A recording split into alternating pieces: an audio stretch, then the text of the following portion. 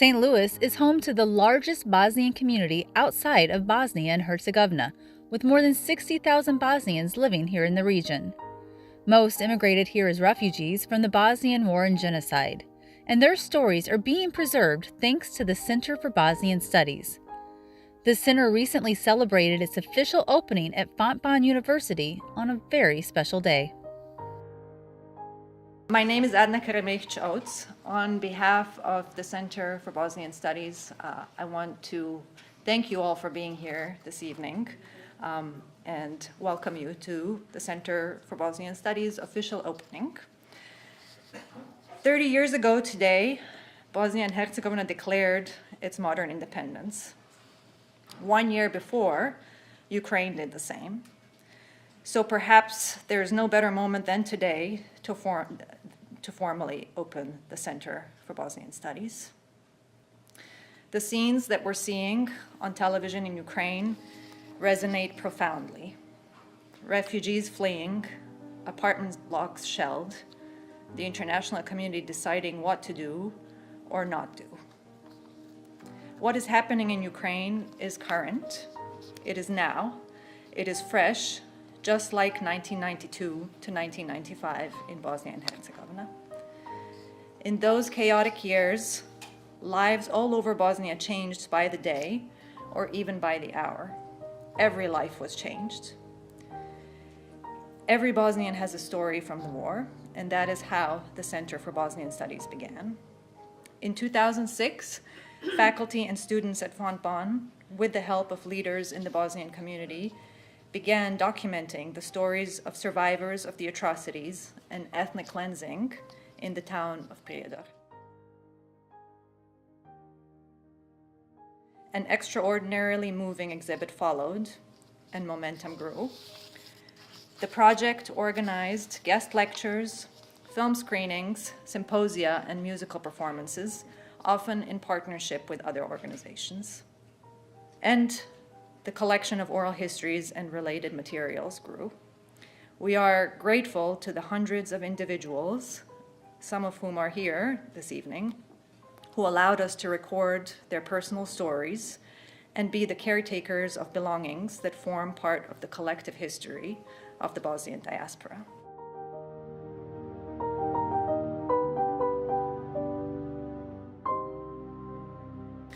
I mentioned earlier that the progress of the Bosnia Memory Project and now the Center is the work of many people. However, I think everyone in this room knows that Ben Moore has been the heart and soul of this initiative. The Center was his vision and he saw it through.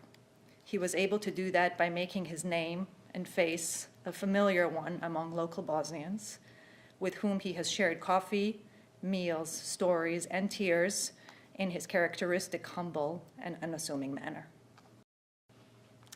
Ben, I have the utmost respect for you and what you have created, as a Bosnian, of course, but also just as a fellow human being, watching how you've devoted yourself to something because you genuinely care about others.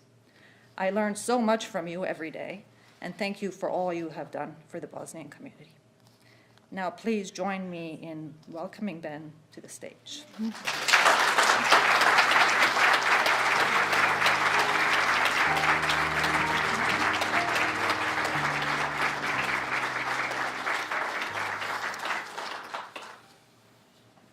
Thank you so much, Adna, and thanks to all of you, because so many of you in this room are such an important part of this endeavor.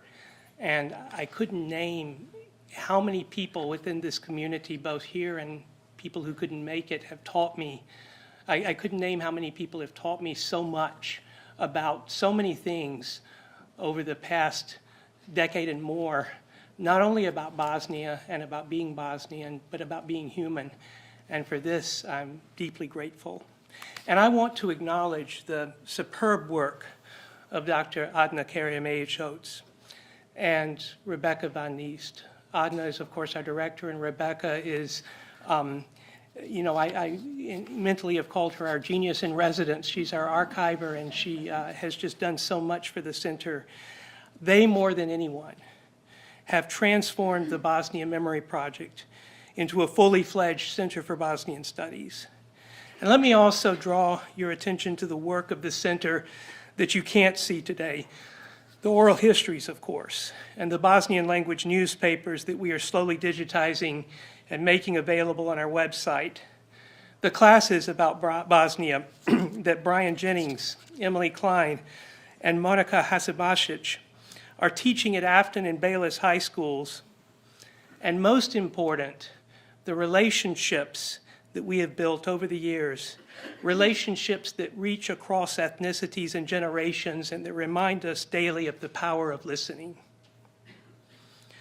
On November 1st, 2006, with the help of Patrick McCarthy, Ron Klutho, and Amir Karadzic, students at Fontbonne University, under the supervision of Dr. Jack Lutzkow, recorded an interview of a man named Reshad Kulenovic, who was born in 1938 in the town of Kozarac in northwestern Bosnia and Herzegovina. His was the first oral history that we recorded. In 1992, Reshad had been imprisoned in the death camp of Marska, and he told us of many things, atrocities, that should never be visited upon any human being. But what moved us most about Reshad was his kindness, the kindness not only of telling his story, but also of telling it without hatred or vengefulness. Instead, he simply wanted us to know what happened and to record it in a way that honored the memory of the dead and the human potential of the living. Reshad died on May 26, 2014. To this day, the most complete account of his remarkable story remains that recording. It's an apt and important reminder of the fragility of life and memory, and it continues to motivate the work that we undertake at the Center for Bosnian Studies. The work of preserving the stories of so many survivors, like Nadim Ramic, who first shared his oral history with the Bosnian Memory Project in 2016. My story is a story of any other Bosnian American refugee here in the United States, here in St. Louis. So, as I said, born in Bosnia in 1982. I was almost 10 years old when the war broke out in April of 92. Most of you being from St. Louis, I guess, may have read the story of Tom Sawyer and Huck Finn. Well, that's kind of how my life was before the war broke out. You know, just a carefree existence. You know, just roaming the Drina Valley, swimming, fishing, playing with friends. Unfortunately, the war started in April of 92, and as soon as it started,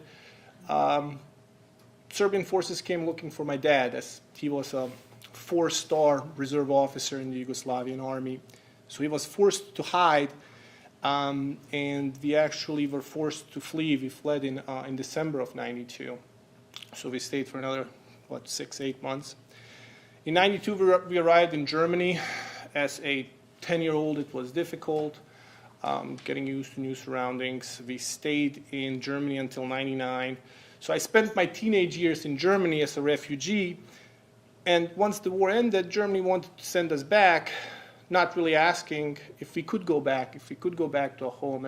At that time, an actual war criminal was living in our house. Actually, the first guy that pled guilty at the International Criminal Tribunal, Dražen Erdemović, was in our house.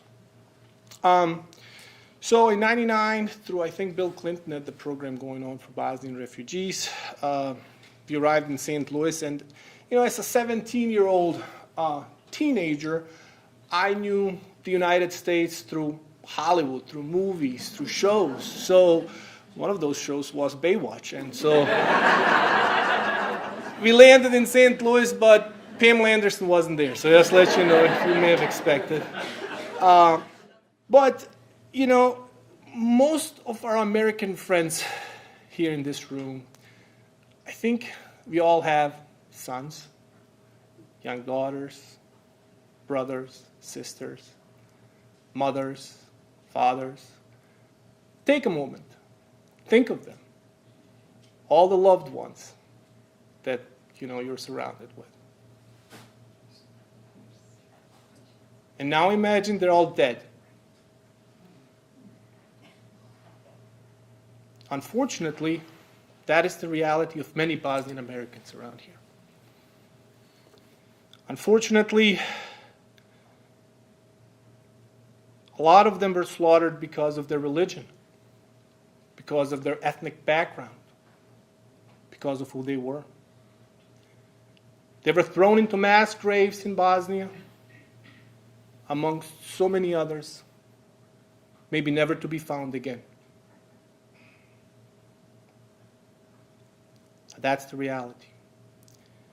And that's where the importance of preserving history and the Center for Bosnian Study comes in. We can't allow our history to be forgotten. It's hard to speak of those things, and my family probably fared better than others. But we owe a duty to those that couldn't speak, that ended up in those mass graves, to tell their story. We owe it to the innocent lives lost in the cities of Bosnia, in Zvornik, Prijedor, Bratunac, Vlasenica, and countless others. We have to preserve their memory, and we also owe it to their children to do so. And preserving memories and historic collections is a key part to achieving the Center's mission of countering hate, promoting diversity and inclusion, and preventing future genocides. The Center for Bosnian Studies is the country's most significant historical and cultural preservation initiative of the Bosnian War, genocide, and diaspora. The long-term support of Midwest Bank Center has played a key role in growing the project. The bank has a long history of supporting the St. Louis Bosnian community. When Bosnian refugees first immigrated to St. Louis, bank team members helped their new Bosnian neighbors qualify for and secure loans to buy homes and to start and grow businesses. On top of providing decades of financial service, the bank has also over the years supported the Bosnian community in preserving their memories, history, and culture through generously funding the Bosnian Memory Project and now through primary sponsorship of the Center for Bosnian Studies. The bank recognized the importance of a center that promotes the very values of tolerance and diversity that are embedded in their own operations for a stronger St. Louis.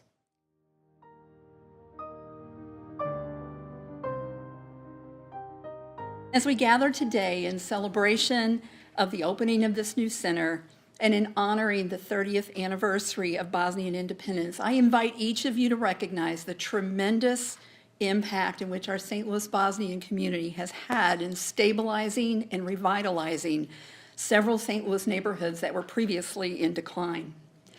Midwest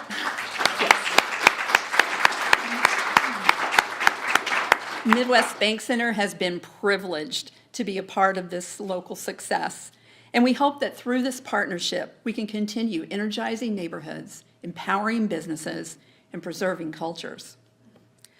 Like Midwest Bank Center, the Center for Bosnian Studies acknowledges the realities of our time and strives to empower dynamic and diverse St. Louis communities. And now I'd like to invite back to the stage Dr. Moore and Dr. Kara Mehic-Oates. Dr. Moore, thank you for your work in serving the Bosnian community. And thank you for bringing the Bosnian Memory Project, now the Center for Bosnian Studies, to fruition.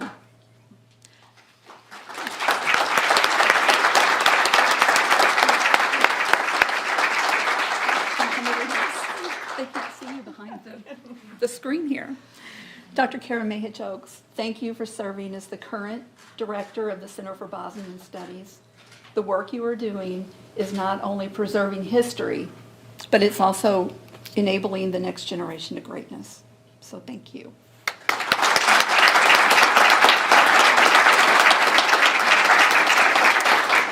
And now on behalf of Midwest Bank Center, I have the privilege to present this plaque to the Center of Bosnian Studies to celebrate and honor our relationship.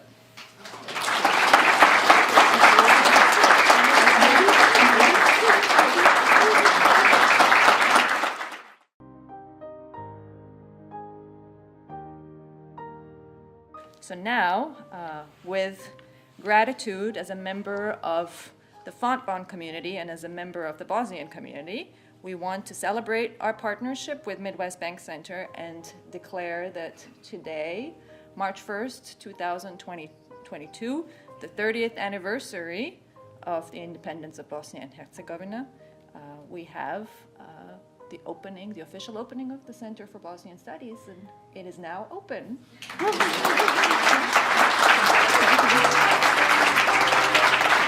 Happy Independence Day, Sretan dan nezavisnosti.